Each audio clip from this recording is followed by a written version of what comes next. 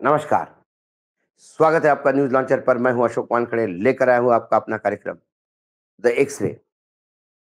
मुंबई से एक वक्तव्य आया है उद्धव ठाकरे शिवसेना के नेता संजय राउत का।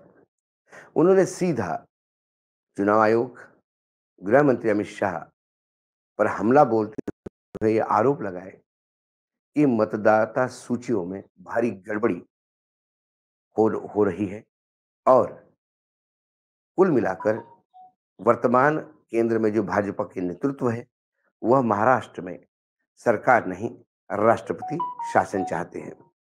जब इस वक्तव्य को मैंने एक्स-रे के थ्रू देखा, तो मुझे इसमें बहुत सारी चीज़ें सामने आई। अब क्या कहा, शिवसेना ठाकरे गुट के सांसद जो है संजय राउत ने रविवार को मीडिया से बात करते हुए कहा कि बीजेपी करीब-करीब 150 सीटों पे चुनाव लड़ रही है और वोटर लिस्ट में गड़बड़ियाँ हो रही है।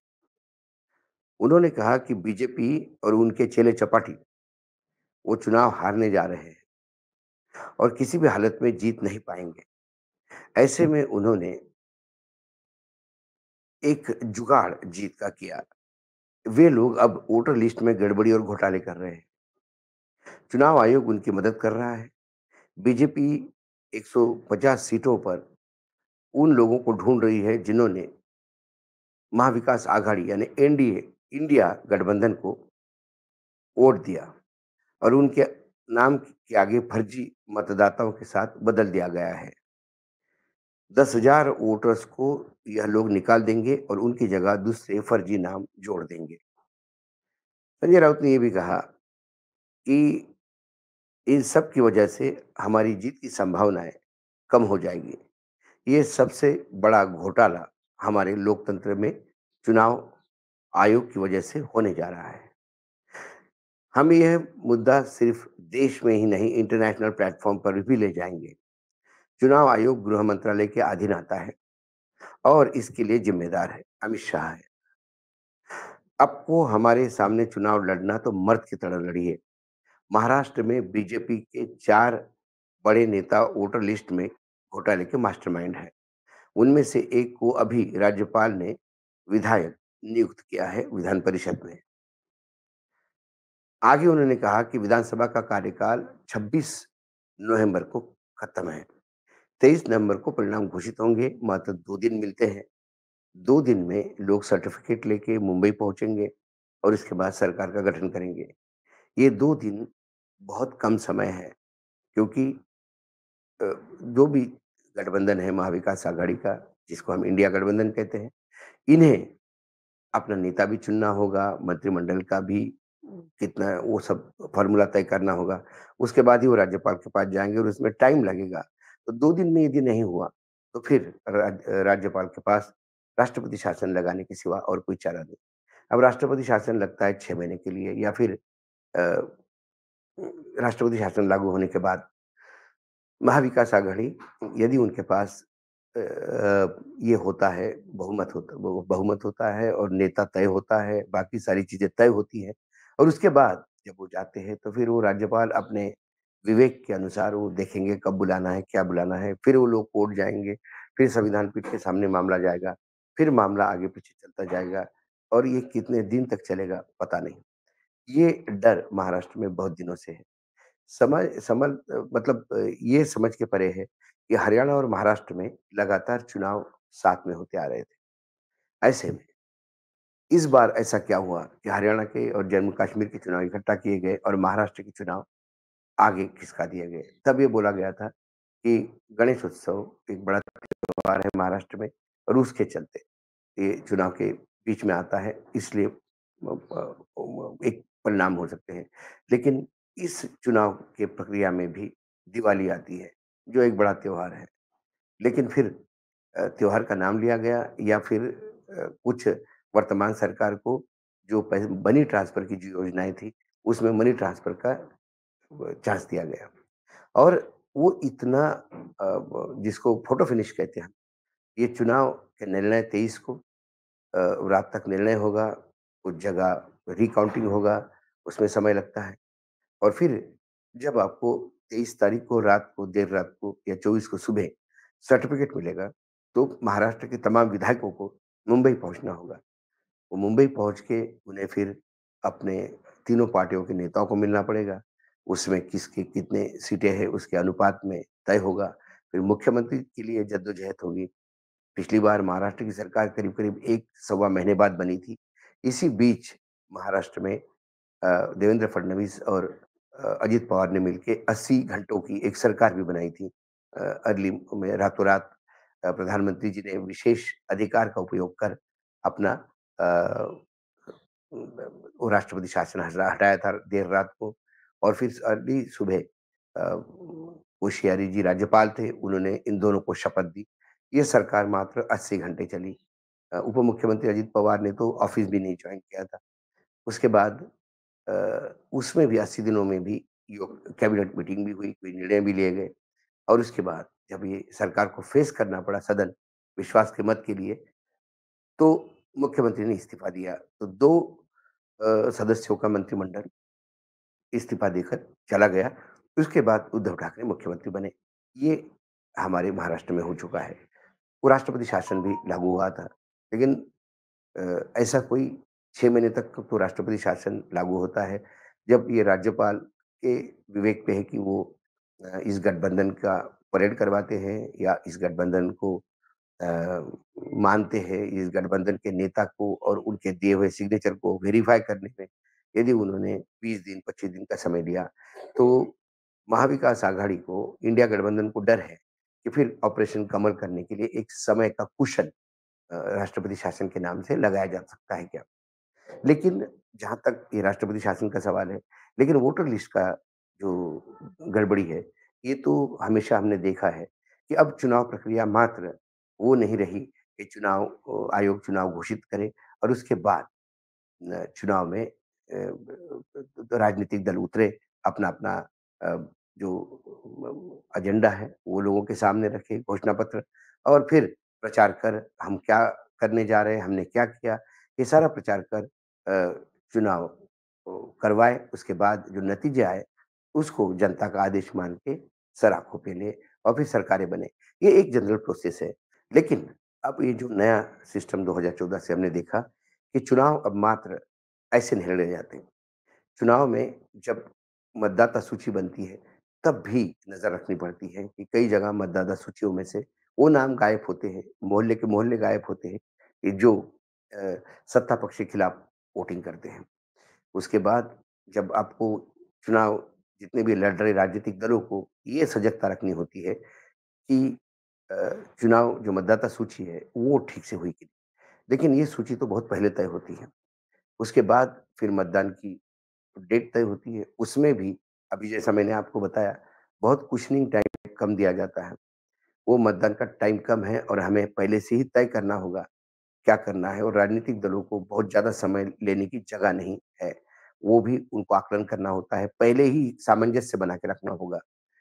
उसके बाद जब चुनाव होते हैं, तो चुनाव में हमें ये भी देखना होगा कि जो विपक्ष है, जो अभी वर्तमान में दिल्ली में जो विपक्ष है, दिल्ली में जिनकी सत्ता है उसके खिलाफ जितने भी राजनीतिक दल हैं, उन्हें बोलते समय संयम रखना होगा। क्योंकि यदि उनके से थोड़ी भी गड़बड़ी हो गई तो चुनाव आयोग तुरंत एक्टिव हो जाता है। दूसरी ओर जो सत्ता पक्ष है, वो जो चाहे कुछ बोल सकता है, चुनाव आयोग कई बार तो नोटिस ही नहीं लेता। लिया तो एक नॉर्मल नॉमिनल बड़े-बड़े उल्लंघन को भी एक नॉर्मल नॉमिनल अ अ, नोटिस दे के जाता है। उसके बाद जब चुनाव होते हैं, तो चुनाव के दौरान ये भी देखना होता है कि विपक्ष क्या जो कैश इधर से उधर जाता है या जो ट्रांज़ैक्शंस होते हैं, चुनाव में पैसा तो लगता है, ये सबको पता है। ये बेईमानी होगी कहने में कि चुनाव में नंबर 2 का पैसा नहीं यूज़ होता, भरपूर होता है। तो अ, हो सकता है सरकार रिकॉर्ड पे बोल सके या चुनाव आयोग न माने जब तक जो चीज़ पकड़ी नहीं जाती। लेकिन करोड़ों रुपए हर चुनाव में पकड़े जाते हैं। जो नहीं पकड़ा जाता वो पैसा कहाँ है? जो पकड़ा जाता है वो सभी पैसा पकड़ा जाता है ऐसा नहीं, तो पैसा भी चलता है। तो ज़्यादातर ये पैसा उन्हीं विपक्षी दलों का पकड़ा जाता है जो सत्ता पक्ष के खिलाफ हो। और अभी तक सत्ता पक्ष का पैसा कहाँ से आया, कहाँ गया, अभी तक किसी का पकड़ने की कोई ख़ास केसेस नहीं आए। ये बात अलग है कि कुछ साल पहले जो 2019 के लोकसभा चुनाव हो रहे थे, तब भाजपा का ही एक सांसद राजस्थान का बता रहा था कि कैसा उसके कॉन्स्टिट्यूंसी तक पैसा पहुँचता है। हवाला से पैसा जयपुर आता है पार्टी के हेडक्वार्टर से और जयपुर से हवाला व्यापारी पैसे को एम्बुलेंस में पेशेंट की जगह पे रखकर उसके ऊपर चद्दर डालकर और साथ में डॉक्टर बैठते हैं एम्बुलेंस में और वो एम्बुलेंस गाँव जाती है और फिर वहाँ पे वो पैसा बँटता है। ये सारा मोडस ऑपरेंडी उन्होंने बताया। लेकिन फिर जब चुनाव आयोग को एक्शन लेना नहीं लेना जब उनके हाथ में है, तो वो इतना तो भेदभाव करता हुआ दिखाई देता है कई बार। उसके बाद चुनाव के बाद जब वोटिंग होता है, तो आपको ये देखना होता है कि आपके जो बूथ लेवल पे लोग हैं, वो वेल ट्रेन्ड है कि नहीं। उसके बाद ये भी देखना होता है कि चुनाव के बूथ के अंदर मतदाता का जो बूथ होता है मतदान का, उसके अंदर जो आपके एजेंट हैं, वो पूर्ण रूप से जागरूक होने चाहिए। क्योंकि उनके साथ सामने धांधली होने के कई रिकॉर्ड सामने आए। जब जब चुनाव खत्म हो जाते हैं, जब पूरा वोटिंग होता है, उसके बाद वो मशीन सील होती है। सील होने के बाद सील होने के पहले उस मशीन पे कितना मतदान हुआ, उस मशीन के नंबर के साथ उसमें हुए मतदान का सामने आंकड़ा लिखा जाता है और फॉर्म सी-17 जो है, वो साइन करा जाता है उस अधिकारी द्वारा और उस एजेंट के दोनों के साइन होते हैं। एक कॉपी एजेंट के पास होती है, एक कॉपी अधिकारी के पास होती है। तो राजनीतिक दलों का ये भी दायित्व है कि वो सी फॉर्म तुरंत पब्लिक कर दें। अपने जो भी उनका डोमेन है राजनीतिक दल का, उस पे वो पब्लिक कर दें ताकि जनता के सामने आ जाए कि इस मशीन पे, इस बूथ पर इतना मतदान रिकॉर्ड किया गया।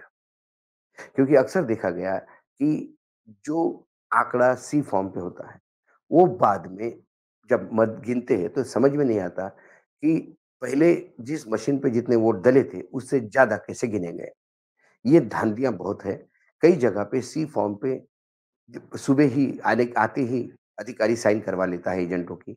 वो और उसके बाद में आंकड़े भरते हैं। वो एक गड़बड़ी सामने आती है, उसको भी देखना होता है।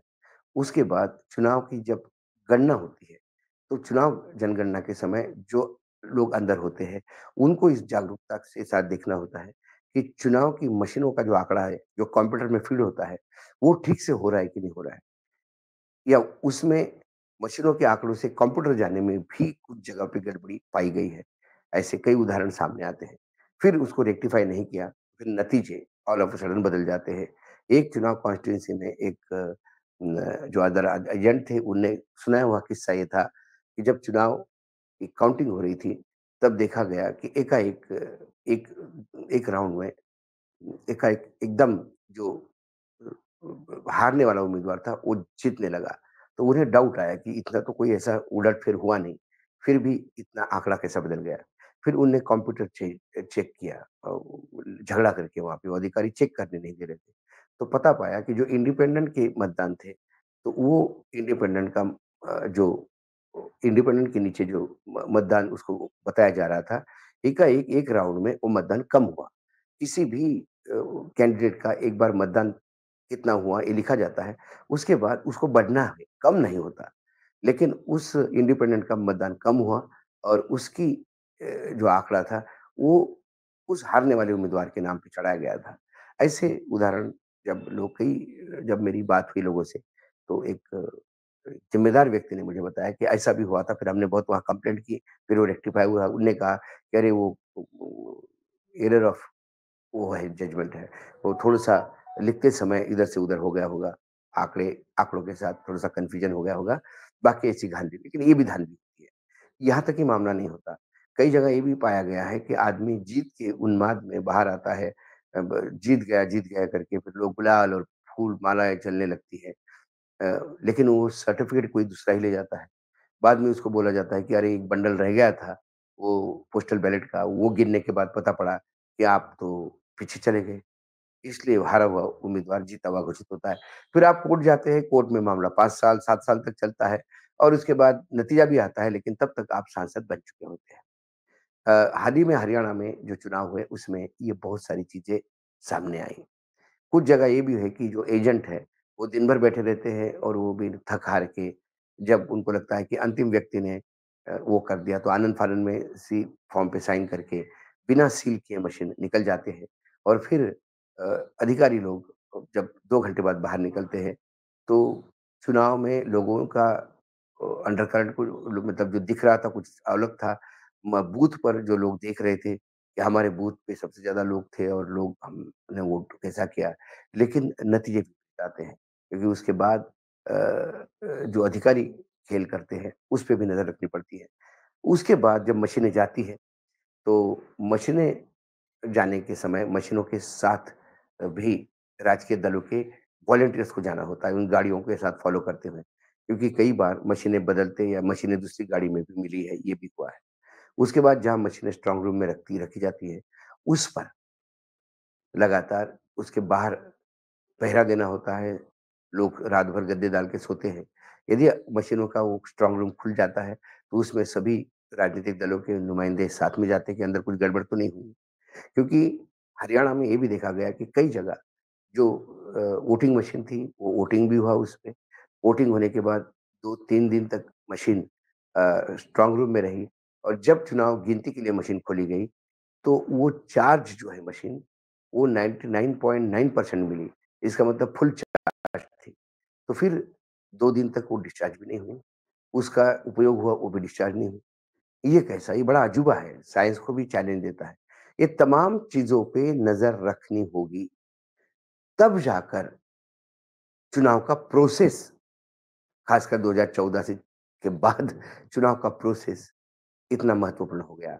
पहला फ़ेज़ आप घोषणा पत्र जो रेगुलर प्रोसेस है, वो कर लीजिए। दूसरा प्रोसेस आपको ये भी देखना होगा कि चुनाव आयोग यदि चुनाव की तारीखें घोषित करता है और सत्ता पक्ष को कहीं सूट नहीं होता, जैसा हरियाणा में और मध्य उत्तर प्रदेश में जी खबरें हैं कि वो चुनाव आयोग के पास जाते हैं और कोई भी कारण बता के चुनाव फिर 2-3 दिन के लिए आगे खिसका लेते हैं।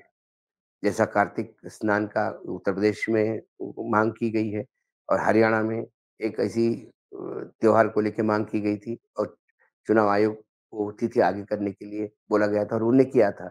अक्सर चुनाव आयोग हमने देखा 2014 के बाद से कैसा बिहेव करता है और ख़ासकर राजीव कुमार जी के आने के बाद, तो सत्ता पक्ष के कि एक उनका एक कान बिल्कुल सत्ता पक्ष के लिए खुला रहता है और जो दूसरा कान कान जो है जो विपक्षी बातें सुनता है, वो में शायद बंद है।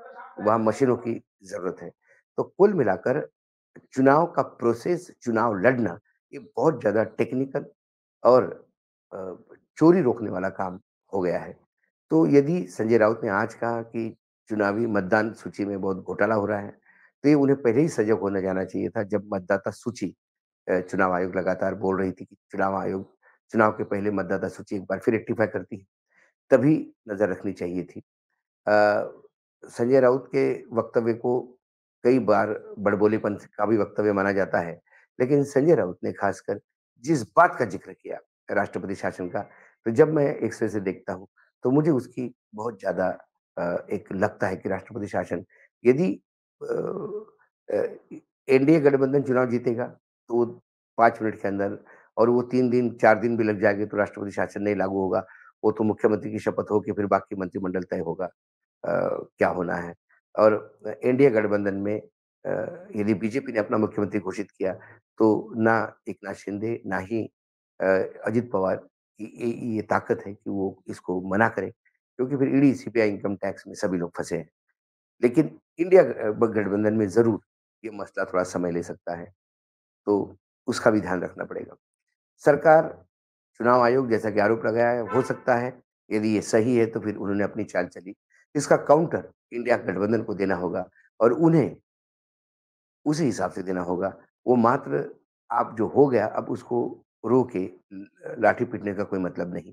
यदि संजय राउत को लगता है कि चुनाव अ, म मत मत सूची में बहुत फेरबदल हुआ, तो ये बहुत पहले चुनाव अनाउंस होने के पहले भी वो बता सकते थे। लेकिन जब ये बात आई है, तो चुनाव आयोग ने इस पे कुछ ध्यान देना चाहिए। लेकिन जैसा कि हम देखते आ रहे हैं कि मैंने अभी भी कहा कि चुनाव आयोग के 2 कान हैं, एक कान सत्ता पक्ष का सुनता है और दूसरा कान विपक्ष का। तो दूसरे कान में रुई लगी हुई है, तो वो उनकी बात सुनाई कम देती है। देखते हैं आखिर जनता जनार्दन का मत क्या है? अब आजकल ये भी कहने में डरता हूँ कि जनता जनार्दन क्या सोचती है या जनता जनार्दन का आदेश सराखों पे, क्योंकि जनता जनार्दन आदेश कुछ और देती है और आता कुछ नतीजा और है। ये भी हमने देखा है खासकर हरियाणा में।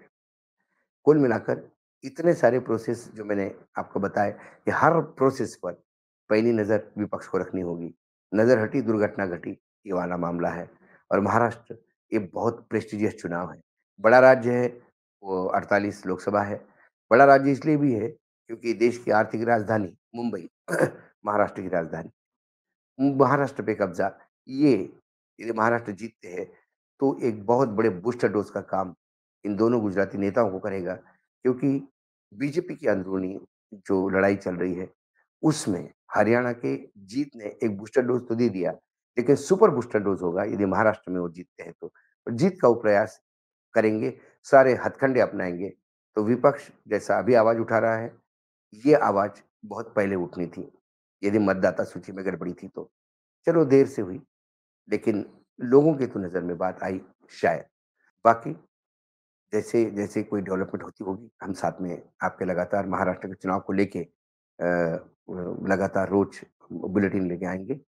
आज एक्स-रे में इतना ही, कल फिर आता हूँ किसी विषय के साथ, तब तक के लिए नमस्कार, देखते रहिएगा न्यूज़ लॉन्चर।